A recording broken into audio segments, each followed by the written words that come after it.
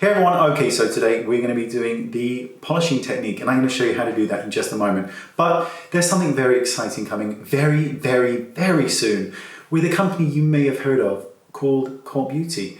I can't say any more than that because I get into trouble and we don't want that. But it's pretty exciting and it's coming soon and you're going to love it. Just saying, coming soon. Okay, polishing technique.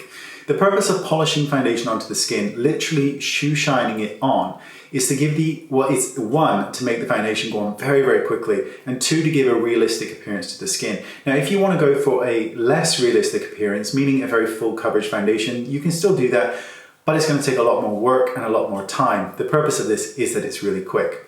So what you'll need is a polishing brush. Now, obviously, I prefer mine, and there's a link for this in the description bar because it works beautifully for polishing foundation onto the skin. So a few points before we move on.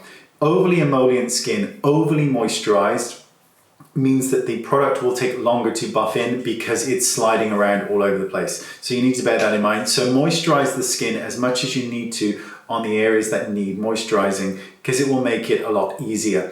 Pick a foundation that you like, preferably one that has a tad more coverage than you normally go for because you can use less with this technique. What you want to do is just pop a little bit of the foundation on the brush, and what you're going to do is I quickly like to just dab it while it's still wet, and now you're going to polish like you are shining a shoe all over the face. Now, before you think that this is over, I'm going to be telling you what's happening as we go along. So, as you start to polish it, and it's quite a vigorous motion, luckily I've got quite a strong wrist. As you do this, the foundation, particularly if you've picked one, say like I have here, the NARS one, it starts to dry very quickly, and you start to notice that it starts to feel dry on the face. So that's how you know that the product is working and it's sort of settled into the skin. So there is now no more product coming off, but what I'm still doing is still buffing onto the skin because I want the skin here to look like skin. I don't want there to be any excess product because if there is anything excess on my face that I need to cover, so generally speaking, there's a tiny little mark here and there's an indentation here that needs to be covered. I can do that with concealer, or I could go back in with a touch more foundation depending on my preferences. But this looks like realistic skin. You would never go, that's foundation. But you would look because the skin looks even, and that's what we want. So what I'm going to do is I'm going to put a little bit of concealer on and explain that to you because you don't want to buff that concealer in. So when it comes to the concealing this kind of, when you've done the buffing technique, I'm just going to go in with my finger with a cream product, and all I want to do is apply the cream product right here to the area that just needs lifting.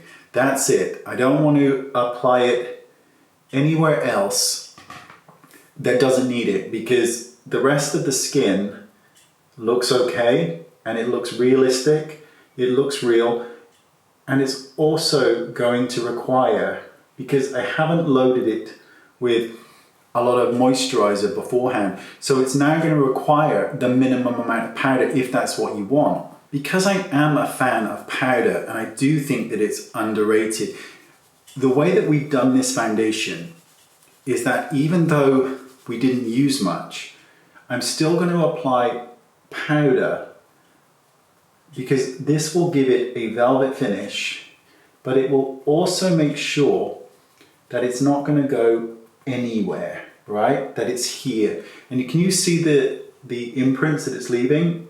Don't worry about that. So remember that foundation that we just used, right? You know the one? Well, guess what? That brush, because we didn't use a lot, is now dry. So what I'm going to do is just take a fraction of this powder, just knock it off here, and now I'm just going to buff or shoe shine over the face, and this is going to remove the excess powder. And now we can adorn the face with anything else that we choose. Blusher, highlighter, bronzer, And I'll add some now. So I'm just going to take a small amount of bronzer, and this will last. This application will last, and it will last the whole day because it's been overpowered, but because there wasn't a lot of product to begin with and not a lot of emollients only where I needed it to begin with. This is going to stay because technically speaking, there's more powder than there is foundation, and the skin looks real. And I really, really like the skin when it looks like there's just this kind of beautiful, realistic skin going on. So there's the highlighter, and in the camera here, it's really visible. I don't know what it's going to look like till I edit it, but I don't like that. So I'm now just going to buff over it slightly with the bronzer, and then I'm just going to buff again with that brush and shoe shine it so that it's a part of the skin. And again, as I mentioned in the highlighting video, highlighter, in my opinion, should only ever be seen when there's light. So there's light on the cheek when I turn it, and when I don't, there shouldn't be any light, so there shouldn't be any reflection there.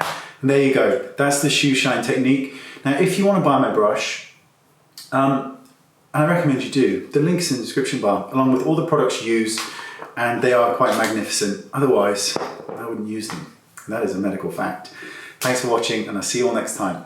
Now, before we go, I'm going to be trying to do a different upload schedule soon, and I'd like to know what you want. I understand that the majority of people would like short and concise videos, and I prefer that 100%. So when it comes to reviews, I'd like to still keep the product information short, but I would like your feedback on what you would like to see. Whether you would like to see close-ups of the product or cutaway shots or more swatches or however you would like it. I'd like to hear your feedback because I'd like to move forward by posting a more frequent schedule of product reviews, but I also want to give you what you want. So your feedback would be very, very good, very, very helpful to me so that we can produce content that you want to watch, that I want to make, and that makes everybody mostly happy. Thanks for watching. I'll see you all soon. Bye-bye.